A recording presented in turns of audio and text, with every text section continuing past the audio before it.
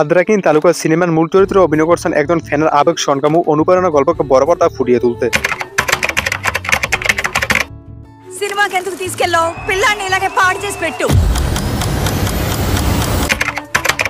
আজকের এই ভিডিওতে আমরা এক্সপ্লোর করবো আন্দারকিন তালুকা এই মুভিটি। তো আপনারা নাটনের সম্পূর্ণ ভিডিও দেখুন। এখন এটি আপলোড করা হয়নি, মানে রেড ক্লিয়ার আপলোড করা হয়েছে। তো আন্দারের ছোট শহরে জন্ম এক রাজুর নাম এক তরুণ তার স্বপ্নে একদিন তার প্রিয় সুপারস্টার অরবিন্দের সাথে দেখা করবে। তখন প্রতিদিন সিনেমা দেখে পোস্টার লাগা এবং বিভিন্ন গানের সংলাপ মুখস্থ করা এই একই ছিল তার জীবনের আনন্দ। কিন্তু জীবনের বাস্তবতা তাকে এক কঠিন পথ নিয়ে যায়। তখন দরিদ্র পরিবার সমাজের ব্যবস্থার অসামর্থ্যের ব্যর্থ তবুও রাজু থামে না। একদিন শুধু কাছে অরবিন্দের নতুন সিনেমার সেটে একজন সহকারী দরকার। তখন রাজু ছুটে যায়, সব বাধা পেরিয়ে কাজটা পেয়ে যায়। তখন সে যেদিন জীবনের মূর ঘুরে যায়, তখন ক্যামেরা পেছনে কাজ করতে রাজুর বুঝতে শুরু হয় এবং সুপারস্টার একজন মানুষ যার জীবনে আছে একটু। রাজু আর অরবিন্দের মধ্যে তৈরি এক অদ্ভুত বন্ধন, তখন ভক্তি ভালোবাসা আর পারস্পরিক শ্রদ্ধা। তখন কিন্তু যত কাছাকাছি আসে তারা কিন্তু ততই রাজু বুঝতে পারে তার নায়ক একা। তখন একটি দুর্ঘটনা অরবিন্দের জীবন কেটে দর্শক পথে ঠেল দেয়। তখন সবাই দূরে যায় এবং সিধু রাজু এবং অরবিন্দর মিডিয়াতে সমালোচনা হারিয়ে যায়। তখন রাজু তাকে নিয়ে ফিরিয়ে আনতে বা নিজের সব লুকে জিলিয়ে দেয়। তখন এখানে শুরু হয় তাদের সংগ্রামের নতুন অধ্যায়। তখন ভক্ত সুপারস্টার এই যুদ্ধের কাহিনী। তখন দুইজন মিলে তৈরি এক নতুন সিনেমা আন্দারকিন তালুকা। এই সিনেমা শুধু একটি নয়, এটা তাদের রিয়েল জীবনের ঘটনা। তখন রিলিজের দিন পুরো শট ডেকে ওঠে। তখন ফ্যানরা রাস্তা পতাকা উঠে, তখন স্লোগান দিচ্ছে। তখন আমরা রাজু কিন অফ রাজু। তখন অরবিন্দ আবার ফিরে আসে। তখন আলু আর রাজু হয়ে যায় নতুন প্রজন্মের অনুপ্রেরণা। বছর কয়েক পর রাজুকে নিয়ে পরিচালনা হয় নিজের নায়ক অভিনন্দন নিয়ে তৈরি করা একটি সিনেমা। তখন এক বক্তের সেটাই হলো আজকের আন্দারকিন তালুকা। তখন এই গল্প আমাদের শেখা সত্যিকারের ভালোবাসা শুধু তারাই দিকে তাকে তখন বরং আমাদের আলো ফিরিয়ে আনে। তাদের আন্দার এক ছোট শহরে বিশকান প্রথম। তখন এখানে প্রতিদিন সূর্য ওঠে, কিন্তু রাজু জীবনে আলো খুব কমে ঢুকে। তখন সেদিকে দরিদ্র পরিবারের জন্মানো এক স্বপ্নবাস তরুণ। তখন রাজু আবেগময় কণ্ঠে বলে, মা আমি একদিন ওনার সঙ্গে দেখা করবো। অভিনন্দ স্যার আমার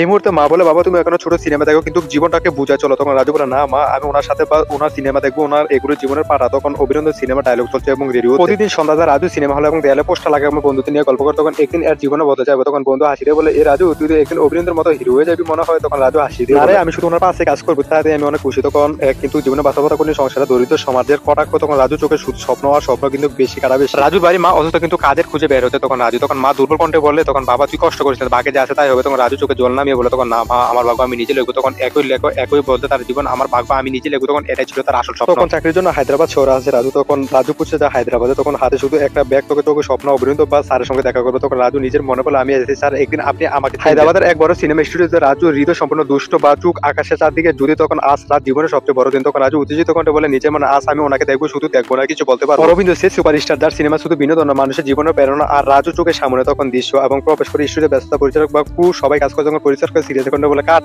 আলো ঠিক করছে ক্যামেরা। রাজু অসুস্থ হয়ে দাঁড়িয়ে বলে সে জানে সে প্রথম দেখা তার জীবনের মুহূর্ত। তখন রাজু স্বপ্ন বা কম্পাস অন্য ফ্যানের সঙ্গে দেখা করবে। তখন ওই দেখি তিনি আমার হিরো। তখন ফ্যান বন্ধু করে দূর থেকে দেখা বলা ওর সঙ্গে কথা বলা সাহস তো অনেক।